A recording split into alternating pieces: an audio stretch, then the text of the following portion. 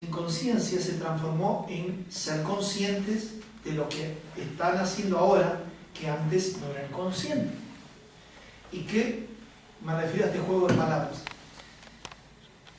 Cuando yo comencé el pastorado, aprendí de mi padre espiritual, como todo hijo de su padre. Entonces, nosotros nos gustaba meternos en los matrimonios, y de repente, si venía una hermana y me decía, pastor, mi esposo es inconverso, no estoy bien en mi matrimonio, son muchas las situaciones que me superan, nosotros le decíamos a la hermana, bueno, pues sepárese.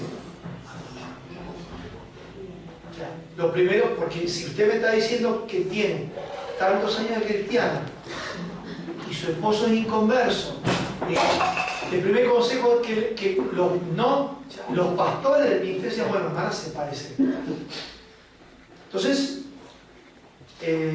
la palabra de Dios dice que la mujer en el matrimonio se santifica en su esposo si es inconverso o en su esposa si es inconversa, a ambos, ¿no? Aún en la relación sexual se santifica, sea inconverso, aunque el hombre ande con mujer en la calle, y usted siendo cristiana debe procurar la unidad de su matrimonio hasta que Cristo venga. Pero hay mujeres que se cansan, entonces le dan la responsabilidad al pastor y decir, pastor, ¿qué me aconseja usted?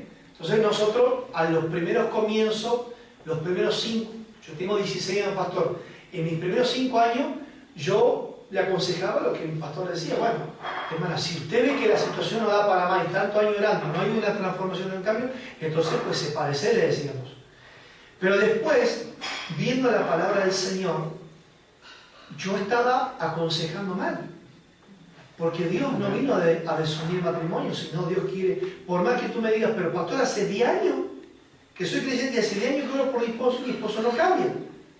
Y usted lo sabe. Entonces, pues se parece y no. La respuesta no es esa, pero cometimos esos errores en el ministerio, entonces la oveja hacía tal cual le decía el pastor.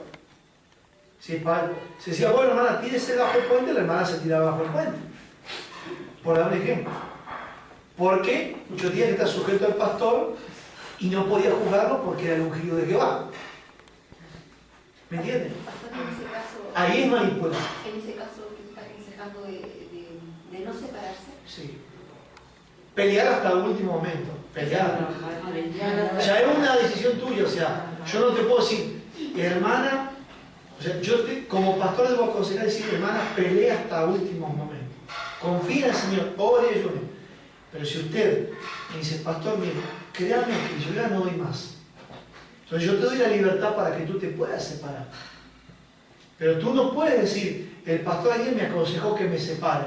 Simplemente el pastor ayer me dio libertad para seguir unido o me separo. Pero me dio la libertad. Pero una cosa es que yo te dé libertad y otra cosa es que te diga, hermana, sepárate. Porque después, de acá a un mes, tu esposo se arrepiente porque tú te fuiste de la casa y recién se dio cuenta de que te perdió y tú después te restauras con él. ¿Cómo queda mi testimonio como pastor? Perdón, pastor. Bueno, yo quería compartir algo que pasó, bueno, esta misma situación y otra pastora, bueno, a mí me compartía acerca de una oveja a la cual ella estaba ministrando justamente en este problema, ¿no? En este área donde esta mujer tenía problemas con su esposo y eran los dos cristianos, pero su matrimonio estaba mal, ¿no? Y bueno, y esta pastora le dio este consejo de que se separara del marido. Bueno, y yo le dije, pastora, la palabra de Dios a mí me dice que el Señor no contempla el divorcio, salvo en el caso de adulterio o de abandono de una de las partes. En este caso no hay adulterio ni hay abandono, porque los dos están compartiendo en la misma casa y siguen unidos en matrimonio. Y otra de las cosas que debemos tener en cuenta es cuál es uno de los atributos del Espíritu Santo, es el amor, uno de los frutos del Espíritu Santo. Y si nosotros tenemos al Espíritu Santo de Dios en nuestras vidas, también tenemos el amor. Y si creemos que hemos perdido el amor por el esposo o por la esposa, si nosotros clamamos a Dios y le pedimos que Dios restaure ese amor, Dios es el primer interesado en restaurar ese amor. en poner en cada uno de los corazones. Para Dios no es imposible hacerlo, el Señor lo va a hacer. Entonces, Dios va a restaurar el matrimonio, ¿no? Dios no ha venido para dividir, sino que ha venido para unir y para juntar. Y bueno, y como la familia es la primera institución divina creada por Dios, el diablo es el que ha venido a destruir, no el Señor. Y cuando hablamos de amor, el Espíritu Santo de Dios lo ha sellado en nuestro corazón y el Señor nos va a devolver ese amor. Y esta pastora me decía, pero dependiendo de las situaciones, de las circunstancias, porque yo conozco una iglesia donde han casado ya una mujer 3 veces que se ha separado. No. Y yo le digo, pastora, perdónenme, pero yo tengo que llevar yo a mi congregación conforme a la palabra de Dios. Lo que hagan los demás es problema de ellos. Yo tengo que dar cuenta por cómo aplico la palabra de Dios y cuál es el consejo que doy a mi iglesia, ¿no? En cuanto al matrimonio, es algo, es un tema muy delicado porque lamentablemente en estos últimos tiempos hay muchos problemas en los hogares y en los matrimonios. Yo puedo decir algo. Yo estoy acá con mi esposo y he vivido situaciones muy duras, muy duras en mi hogar. Y para la gloria de Dios tengo que decirlo, que Dios restauró nuestro hogar, porque fue Dios quien lo hizo, nuestro hogar está. Y yo jamás le diré a una pareja, por muchos problemas que tengan, que se separen. Jamás. Yo les diré, luchen hasta el final, luchen contra lo posible y lo imposible, porque para Dios no hay imposibles. Amén. Y así tiene que ser. Y jamás se separen, por ningún motivo. Por supuesto, pero el hermano preguntaba, o la hermana, ¿hasta qué punto eso del extremo, tener un equilibrio? Bueno, yo lo viví, porque fui pastor, y inconscientemente o conscientemente hemos cometido ese error, no en los matrimonios, sino en los noviazgos, aún en los noviazgos. Entonces, hemos crecido a los golpes y nos hemos dado cuenta de los errores que se cometen en el pastorado. Entonces, volvemos a lo mismo, porque uno sea el ungido de Jehová no significa que yo no pueda aceptar un consejo de alguien quien humildemente me está juzgando mi error. ¿Me entienden? Entonces debo aprender a escuchar. Por eso le explicaba el ejemplo de nuestro ministerio. O sea, nosotros funcionamos con reuniones de obreros, donde los obreros nos marcan si en qué estamos equivocados. O sea, hablo de equivocado en los mínimos márgenes. Por ejemplo, yo le digo a un obrero, hermanos, tenemos que comprar, por ejemplo, dos baffles. Y viene un hermano de la unión, el hermano dice, pastor, mire, ¿por qué en vez de comprar los baffles ahora no esperamos un mes más y compramos unos baffles más caros pero mejor calidad? Un ejemplo. Entonces me marcan esos errores que yo puedo cometer, por dar un ejemplo, ¿me entiendes? Pero yo por eso no me voy a ofender. O sea, ellos saben que yo tengo la última palabra, pero yo necesito gente que me apoye. O sea, más allá que tengo mi cobertura, mi pastor arriba mío, también tengo el liderazgo. O sea, el liderazgo me tiene que decir en que estoy equivocado. Y yo lo tengo que aceptar, porque si no, puedo orar el camino. Por más que el Espíritu Santo me guíe, o sea, necesito gente a mi lado. Entonces, ese es el problema, de que uno tiene que tener un equilibrio como pastor y saber en qué momento te aconsejan o en qué momento quieren algunos líderes influenciarte como pastor para que tú aceptes ese consejo, y después los líderes dicen, ¿vieron? El pastor aceptó nuestro consejo, como diciendo, nosotros también somos gente de autoridad aquí en la iglesia. Y se alaban entre ellos mismos diciendo, el pastor terminó haciendo lo que yo le dije. Es un equilibrio que hay que tener. ¿Me entienden? Pero hay algo que yo les quiero decir. En este tiempo, hermanos, interpreten bien y vayan a la palabra de Dios en Primera Reyes. En este tiempo lo que más se mueve dentro de la iglesia, o sea, el demonio que más se mueve dentro de la iglesia, en cualquier iglesia, es el espíritu de Jezabel. Eso lo tienen que tener en claro. Y ya no estamos hablando de jugar a un pastor o un ministerio. Si el pastor lo toma mal y él dice que lo hemos juzgado o que ustedes han juzgado esa iglesia, es un problema del pastor con Dios. Pero todo pastor tiene que tener en cuenta qué es el espíritu de Jezabel. Porque hay distintas interpretaciones. Hay pastores que dicen que el espíritu de Jezabel es un espíritu de sexo. Y que el demonio agarró a las mujeres y las tomó un espíritu de sexo. Y no es así. ¿Entienden?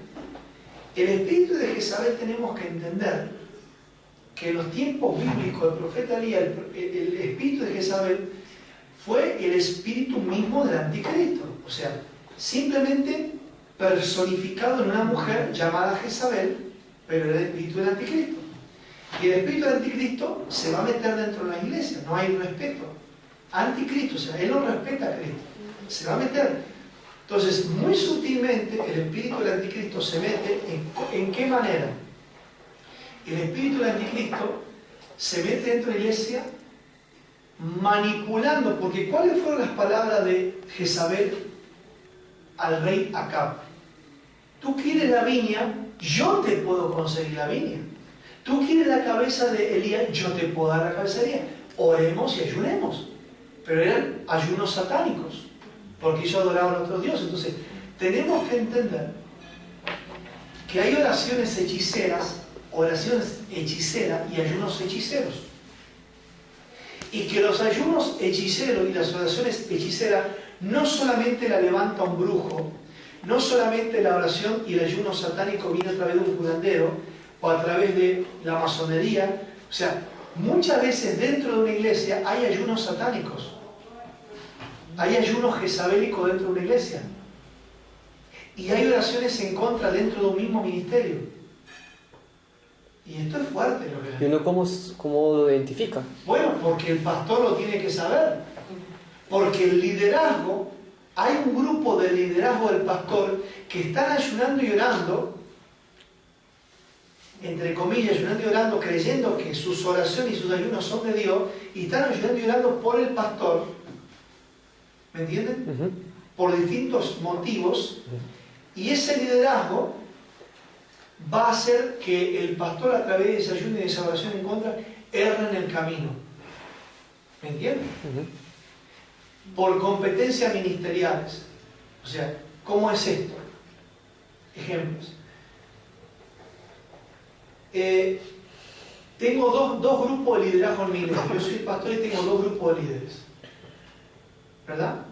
Pero este grupo de líderes comienza a ayunar y orar por su pastor, pensando ellos que le van a hacer bien al pastor, diciendo: Señor, hazle ver a tu siervo que estos líderes están equivocados, hazle ver, muéstrale. Estamos orando en contra de los propios consiervos y hermanos en Cristo para que Dios le haga ver cosas al pastor. Y Satanás, ¿qué hace? Toma esas oraciones que supuestamente son santas, toma las oraciones, Satanás las escucha y manda dardos de confusión a la mente del pastor, y el pastor comienza a confundirse en cuanto al trato al liderazgo o a ciertas situaciones. Mismo si ese hombre pastor está bien en una buena comunión con Dios. Bueno, buena comunión con Dios. Es como dice Pascal, ¿no? El diablo va a engañar a uno de los escogidos de Dios. Entonces, uno trata de tener buena comunión con Dios, pero el pastor necesita tener un buen discernimiento, de revelación. Y estar en santidad para poder que el Espíritu Santo revele. Le hable. Y te confirme por un hermano que esté metido en santidad también, porque él confirma. Yo lo pregunto, pastor, porque yo pertenezco a una congregación muy grande, de las más grandes de Francia. Sí. Y hay cantidad de líderes en la iglesia. La iglesia tiene 6 ministros, 3 ministras, 3 ministros. Y eso a mí me interesa mucho por eso, porque claro que hasta ahora yo Nunca vi nada raro. no he visto raro y he visto que el pastor, Dios le ha dado mucha sabiduría para saber cuando alguien anda mal allí. Tienes esa... Gloria a Dios. Pero aclaremos que no todos lo tienen, no todos los ministerios, no todos los pastores, ¿no? Y un pastor necesita también gente capacitada a su lado. Sí, pero Porque no solamente es el pastor, porque si el pastor dice solamente yo, recibo, entonces la es iglesia. una Biblia que tiene que ser confirmado por 2 o 3. No, el pastor tiene un Dos o muy tres buen equipo testigos. alrededor hasta Entonces ahora. está bien fundamentado, ¿no? El mensaje, lo que uno recibe, y además Dios siempre confirma. No solamente por dentro de la iglesia, sino lo trae también de afuera. Y también es curioso porque, por ejemplo, nosotros pues, al principio de año hay en enero la profecía del año. Y yo voy y la escucho y luego vengo por internet porque me gusta mucho escuchar al pastor Ricardo de Bogotá. Sí, Ricardo. Y cuando llego a mi casa, yo escucho en este hombre la misma profecía que el pastor de nuestra iglesia ha dado sin cambio de palabras. Y yo digo, Dios mío, eres grande y poderoso. Sí. Los hombres que ni se conocen, que están en dos extremos totalmente diferentes, y es exactamente la misma profecía de estos dos hombres. Bueno, miren, a mí yo le da de París, que esto es fuerte. Hay un profeta, en el cual ahora va a estar en noviembre en Argentina, que es un profeta de Dios de raza negra, de África. Él es doctor y profeta, no pastor, ni tampoco apóstol, pero debajo él tiene cerca de 1500 pastores bajo su cobertura en toda África. Y este profeta profetizó todos los catástrofes de los últimos 10 años, lo profetizó con día, escúcheme, año, mes, día y la hora. Y fue todo de parte de Dios. Y yo recibí que la Torre Eiffel va a caer aquí en París. ¿Cómo? No lo sé, pero va a caer. Antes que Cristo venga va a caer. Esa torre se va a desplomar. Y va a ser una catástrofe. Y cuando yo entro en la página de este profeta, en el cual sus consiervos, que son profetas, son amigos míos y me han extendido la invitación a Venezuela para este año, en la página aparece el ministerio de este profeta, se llama Arrepentimiento y Santidad, el ministerio de este profeta, y él dice en inglés que la Torre Eiffel va a caer. Y lo mismo que a mí Dios me reveló. A mí también. Tal vez era eso lo que esto te iba a decir. No, ya le han hecho, le han buscado mucho. ¿Y qué va a pasar? ¿Puede pasar científicamente? Sí, si aquí en cualquier momento se cayeron los Twin Towers en Nueva York, que esto era algo. Sí. Esto aquí. Pero miren, yo voy a explicar esto, ¿no? Para que entiendan esto. Yo me llevo a mi casa de recuerdo la Torre de París, que es algo simbólico de esta nación, no es algo. Pero humanamente es lindo, nos atrae y llevo adorno a mi casa. No es que sea diabólico. Pero sí tenemos que entender que mucha gente idolatra a París por esa torre. Yo no lo hago porque tengo a Cristo. Pero la gente del mundo idolatra a París por esa torre. Y he conocido París no solo por cómo es París, sino por el atractivo de la Torre Eiffel y después por el Arco de Triunfo y lo demás. Entonces, ¿qué pasa? Dios me dijo que Él va a destruir esa Torre de Eiffel porque para Dios es abominación como la Torre de Babel.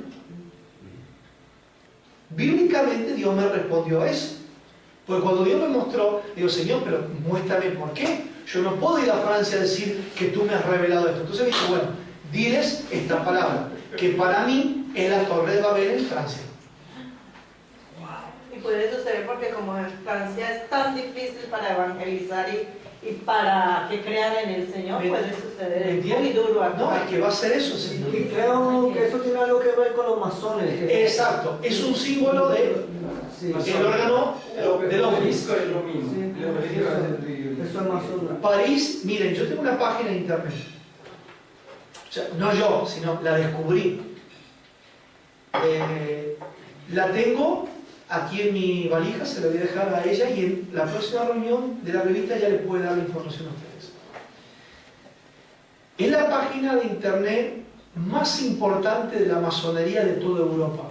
Y aparece París como uno de los lugares más importantes de la masonería. Por eso toda la arquitectura que se ve en París no se ve en otra parte del mundo. Sí se ve en Inglaterra. Inglaterra es el único país que se asemeja en la masonería y en la estructura arquitectónica a París. Pero no lo vas a encontrar en otro lugar. París es fuerte en todo lo que es arquitectónico. ¿Pero por qué? Porque fueron sus maestros masones.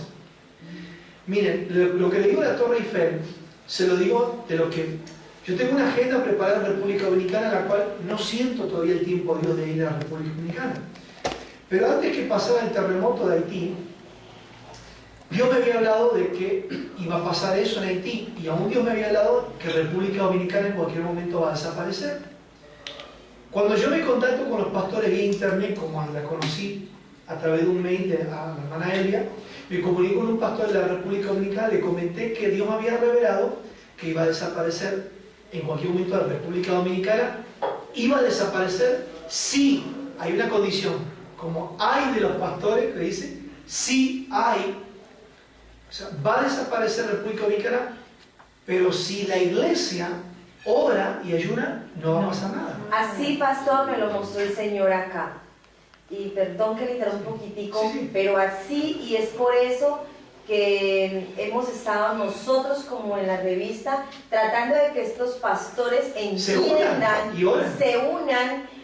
Me dicen, sí, ya entendimos, el cuerpo de Cristo está unido, sí, pero no unificado. ¿Ustedes lo publicaron en la página? ¿Esto que dices? No, porque justamente quería que este foro, esto es un foro, Sí. no lo hicimos nosotros, no fue la intención, pero Dios lo hizo así. Fue el Espíritu Santo. Y yo le dije a él, Señor, se hará la reunión como tú quieras. Sí. Esta vez no vamos a hacer ninguno de nosotros, será lo que tú quieras.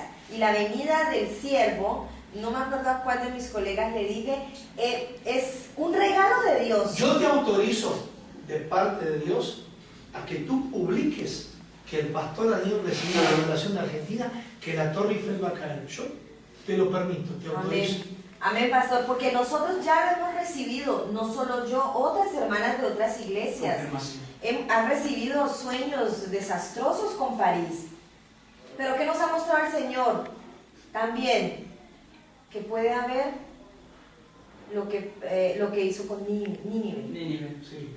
También esa oportunidad también la tenemos. Por supuesto. Ahora, mira esto, Elia. Tú lo has recibido y hay hermanas también, no solamente en mi vida. En República Dominicana, después de yo haber dicho esto, vinieron los sismólogos, o sea, de Estados Unidos, los que estudian los sismos. Porque recuérdate que República Dominicana es como un país que depende de Estados Unidos también, ¿sí? Y Haití lo mismo. Entonces, son hermanos. Entonces, cuando pasa el terremoto de Haití, los pastores se conmovieron, y en República Dominicana todas las semanas hay movimientos sísmicos de 4.5, 5.0 de escala Richter. Todas las semanas, ahorita también. Entonces, cuando los pastores simplemente se corrió, ¿no? La bolilla esto de lo que yo había hablado, se había corrido esto. Algunos no creyeron, pero cuando vino el sismólogo de Estados Unidos y dijeron, en cualquier momento esta isla desaparece, ahí creyeron a la profecía y a la revelación que Dios me había dado a mí. Porque como una persona del mundo va a venir a certificar y enviado por el gobierno de Estados Unidos a hacer una excavación en República Dominicana y a estudiar los movimientos de placas y decir, en cualquier momento la isla desaparece. Por eso es la emigración, no solo por la prostitución y la pobreza que es República Dominicana. Muchos están emigrando a Europa y a otras partes del mundo porque el dominicano está teniendo miedo. Es consciente, no es tonto. Y más los creyentes. ¿Y hay intercesión ahora en República? No. Sí, hay pastores que ya lo han tomado como de parte de Dios, ¿no? Como una advertencia. Y ya hace un tiempo, porque esto que Dios me mostró ya va a ser prácticamente 2 años. Y tengo eso, agenda postergada que vengo orando al Señor, ¿no? Pero bueno, lo último que Dios me mostró en cuanto a un país de Europa ha sido París, aquí. que va a caer. Y ayer hablaba con el hermano, y él se quedó pensando, el hermano de tu iglesia, que es diácono. Le digo, hermano, tengo una pregunta. Usted que vive en París y es cristiano, ¿usted nunca se le pasó por la mente que esta torre va a caer? Y me miró así, hermano, ¿cómo se llama? Sí, el hermano, el hermano. diácono. Sí. Me miró así y me dice él, pero pastor, lo que usted dice es grave. Nunca se me cruzó eso por la cabeza y en mi iglesia tampoco nadie. Dice, pero lo que usted dice es para asustarse. ¿Sabe la catástrofe que puede aparecer aquí si cae eso? Pues déjame decirte una cosa, hermano, eso va a acontecer. Y se quedó con el cuello así duro, casi chocando. Y dice, ¿cómo que va a acontecer? Pero que tú dices, usted dice, pastor, que eso va a acontecer. Es que esto va a acontecer. Ay, Dios. Y antes que Cristo venga, es más, te digo, antes del año 2014 va a suceder esto, antes del año 2014. Y yo les puedo dar una certificación porque el Señor me mostró 3 países. Yo me acosté orando y le dije, Señor, muéstrame 3 ciudades. A mí lo que pasó en Chile, luego del tsunami en Japón, yo estaba aterrorizada. Y yo le dije, Señor, tú dices que a tus siervos tú no les ocultas nada. Y yo, más que una trabajadora para ti, yo soy tu amiga. Yo así me considero. Yo le digo, yo soy tu amiga. Y a tus amigos tú no les ocultas nada. Tú no le ocultaste nada a Abraham. Entonces, Señor, dime cuáles serán las próximas ciudades. Yo caí en un sueño profundo y yo vi 3 ciudades muy importantes. Y me levanté y le conté a mi esposo. Él casi no me pone atención, obviamente, pero ese día se quedó serio. Ese día se quedó serio y me dijo, ¿y cuál fue el que te mostró el Señor? Y dije, yo me mostró esta y esta ciudad. Me acuerdo solo de París y me acuerdo de México. ¿Tú no dijiste Jerusalén? No me parece. Creo que es la otra. En ese no recuerdo la tercera, pero me enfoqué mucho. Y ya en México pasó lo que yo vi en el sueño. Era como en Estados Unidos y había inundación de toda la zona mexicana y yo veía a los mexicanos cómo se subían a los árboles. Y pasó en Estados Unidos, toda la parte del estado de México se inundó completamente y en ese instante yo me acordé del sueño y luego dije, Dios mío, sigue París. Entonces estábamos orando porque yo sé que Dios da oportunidades, se lo dio a Nínive, pusieron a ayunar hasta los animales, todos. ¿Por qué nosotros también no podemos unirnos, dejar ese orgullo espiritual de yo no quiero que la hermana venga y me quite un puesto, porque yo no quiero que toque el púlpito porque es que de pronto se va a adueñar de mis ovejas? O seguramente es que tienen intenciones de crear una congregación. O sea, yo les digo a todas las personas que no se limiten, ni limiten al Espíritu Santo, que Él les habla y que Él es real. Y si nosotros tenemos comunión con el Señor, Él, de verdad que Él nos revela las cosas que han de suceder. Porque Él no dejará engañados a sus hijos, ni a sus siervos, ni a sus amigos. Y nosotros somos amigos de Jesús. A mí me da mucha tristeza es cuando las personas van a una iglesia en ese plan, porque yo digo, Dios mío, si ha de uno ir a una iglesia a madrugar tanto para que lo vea allí el pastor o fulano, no vale la pena. ¿De qué vale eso? Eso no sirve para nada. Pero si uno va con el espíritu y la alegría de que va a alabar, a adorar a Dios, a congregarse como Dios manda, y ese entusiasmo viene con uno desde que se levanta, es otra cosa. Que yo venir aquí, ay, pero qué pereza, estoy aquí sentada para que el pastor o el líder, o mi líder me vea acá, me parece terrible. A mí personalmente me parece horrible porque yo digo, ¿qué es lo que Dios busca en realidad? Adoradores que le adoren en espíritu y en verdad. Y desafortunadamente en las iglesias no todos vamos en el mismo espíritu. Sí, mientras unos van en verdad a adorar en espíritu y en verdad, otros van no sé por qué otra cantidad de cosas, pero menos por lo más importante que es Jesucristo, que es nuestro Padre Celestial. Y es triste, de verdad, porque el tiempo cada día nos da más señales de que la venida de Jesucristo está más cerca de lo que pensamos y es tiempo desperdiciado. Claro que sí, pero usted, yo estaba compartiendo de Jeremías 23, ustedes lo pueden leer en su casa, ¿no? Que Dios tiene un remanente. Ay, sí. Y ese remanente, hermano, son ovejas que han sido heridas, que han sido lastimadas, liderazgos, e inclusive también están pastores dentro del remanente. Entonces, nosotros tuvimos mucha lucha para venir aquí. Ellos se habían enfermado de los intestinos, tuvieron problemas. La hermana Elvia, antes que yo viniera, tuvo luchas también tremendas. El avión que teníamos que venir para aquí,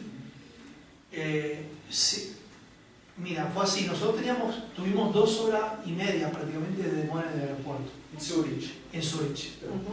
El avión que venía a nosotros a buscarnos a Zurich, obviamente salía de Zurich vacío para París, venía de la ciudad de Luxemburgo, en Alemania. Toda Alemania estaba bajo neblina. El avión y esto, y nos pasaban de una puerta a la otra, de una puerta a otra, esperando la puerta a la puerta. Bueno, salió el avión. Dice el piloto, vamos a pasar por una turbulencia. Pasamos por una turbulencia que Dios nos guardó, ¿no? Fue grande. Llegamos al aeropuerto. Hermanos, para mí fue una decepción París, llegar al aeropuerto. Fue una mala bienvenida en todo sentido. Hermanos, ¿cómo puede ser? No, la primera vez. Por eso no me dio aquí en París los franceses no me dio la bienvenida ni con el taxi. Ya lo tomé como un reproche, como diciendo, Satanás, tú aquí no eres bienvenido. Me parece que tú aquí no eres bienvenido. Hermanos, había una cola, pero eran las 11 de la noche, 11 y media de la noche. No había un taxi. Por 100 había, como dice el padre, había 100 tíos. Perdón, ¿y cuándo fue que usted llegó, pastor? Antes de ayer. No, jueves, ni siquiera viene jueves, que es un día normal. Terminal 1. En el aeropuerto principal de París, 100 personas delante nuestro, había algunos con trajes muertos de frío, así con corbata, así, franceses. Entonces yo, más o menos le hablé algo, porque él entiende francés, yo no entiendo nada, pero sí yo hablo otros idiomas.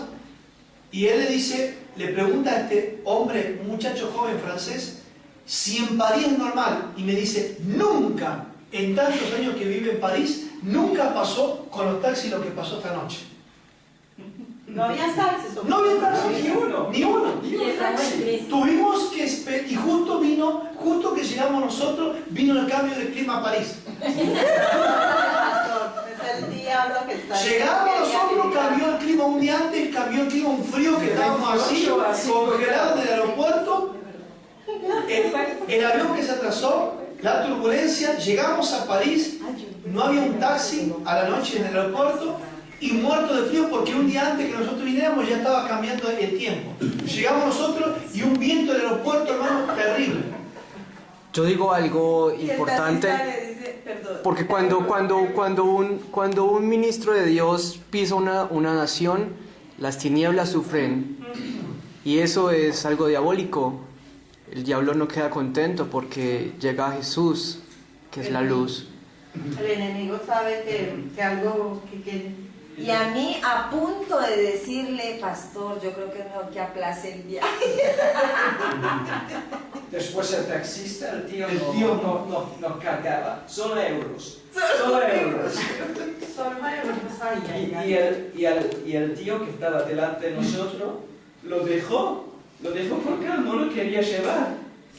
Pobrecito, lo dejaba ahí colgado porque... ¡Tremendo! Lo quería enganchar con 2 chinos y las 2 chinas no entendieron nada. Las chinas no entendían nada. Eran 2 chinas, 2 tías así de la edad de ella, jovencitas, 2 chinas, y miraban, No entendía.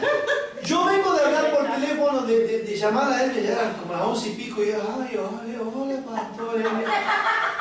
Bueno, pastor. Pronto, pastor. Bueno, pastor. Estaba... Ahí sí que... Y el tío solo cogió él. Y entonces vengo y lo veo para acá con así todo encapuchado. Así era. Así estaba. Él estaba así, con el cortado. Y yo y ella estaba refugiada en un lugar así, muerta de frío. Y fue tremenda experiencia. Entonces veo un hombre, que es el tío que él habla, veo un hombre ejecutivo con un bolso chiquito, así, un bolso chiquitito. Y sube al carro y este hombre está así y dice, no, suba. Dice, ¿Y lo echó?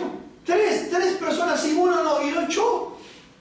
No sé si era francés, pero se quedó el tío con el traje todo así muerto de frío, encima que se había comido ¿Se frío. montaron ustedes? No. No, después estaba la China. Y la China estaba delante nuestro. Y que me dice, Y no entendieron nada porque querían engancharlo con y se miraban así la China, los taxis se mareaban. Dice, ¿cómo? Este hombre, decían las chinas, miraron que este hombre con un bolso fue al taxi y el taxista de Francia lo echó. Y había abierto la puerta del taxi y pasó y dice, no, le cerró la puerta así. Le cerró la puerta al taxista. Y le agarró bolso. No. Y le dice a la chica de seguridad del aeropuerto que no, que tres. Y le vienen ustedes de una. Entonces, no, y la China eran dos. Así que no. Entonces nosotros éramos tres, nos vimos con tanta pareja y dice, sí. Me dijo a mí que sí, oui. Dice, oui. Vea, pastor, era un buen privilegiado. Oui, dice, sí, oui. Pero me dice, Solo euros. dice, Solo euros. tarjeta, no sé cómo se dice en francés. Bueno, me dijo así, que no, euro. Y yo le digo, yo le contestaba en inglés, sí, much the money, decía que yo tenía, pero no, parlaba un francés, hablaba, y yo digo, bueno, Pascal, sí, dile al tío que tiene euro, que sí tenemos euro, tiene euro, y el moreno era un negro, más tirando que moreno, estaba contento y abrió los ojos así, y dijo, sí, ¿dónde usted quiere ir? ¿Dónde? Euro, ¿dónde? Aquí yo digo, Avenida de París, Chatillon, sí, suba. Y ellos venían para tu casa. Y tú no los esperabas esa noche, estabas durmiendo. No, claro que sí, yo lo esperaba, pero normalmente llegaban a las 10. Bueno, Es que hubo retraso en el aeropuerto, es que ellos vienen recibiendo ataques desde 2 horas. A la 1 llegábamos y nos dejó ahí en la otra esquina de la casa. ¡Ay, no nos trajo hasta Y se empezó a enojar. Se enojó el tío, que la manifestado. Se enojó, pero no es posible. Estábamos frente a casa de él, número 7. Y le digo, escuche, le digo yo, Segunda Avenida de París. Número Chatillon, número 7.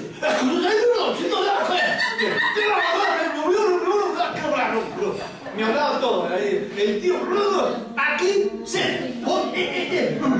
Me hacía señal el moreno, 7, aquí, no puede ser. Llama, aquí 7, yo cumplí, así 7. Claro. Y ella allá abajo. Claro, Yo estaba al otro lado de la autopista. No, pero porque, ay Dios mío, pero si ves, uno puede protestar por eso. Ellos tienen que dejarlo a uno en la puerta, en la dirección. No, la próxima vez, vaya a recoger. No, pero es terrible. La próxima vez, por favor, que alguien, no sé, de la revista o fuera de la revista. No, sí, pastor, no, la próxima vez de verdad, pastor, no. No, ella me la puedo ¿Qué es sufrimiento? No, Sí, el no, pastor sí. Manuel me llamó a eso de las 10 de la noche y me Para dijo, recordar si hemos llegado. sí, hermana, ya llegaron, es que ellos tenían quien los recogiera. Yo le dije, ay no, Luis Enrique no pudo ir y yo, pues yo no conduzco. No, pero esto no lo graba, esto es muy íntimo. Pero Elvia, tú no puedes. Sí. Y entonces yo le dije, pero de todas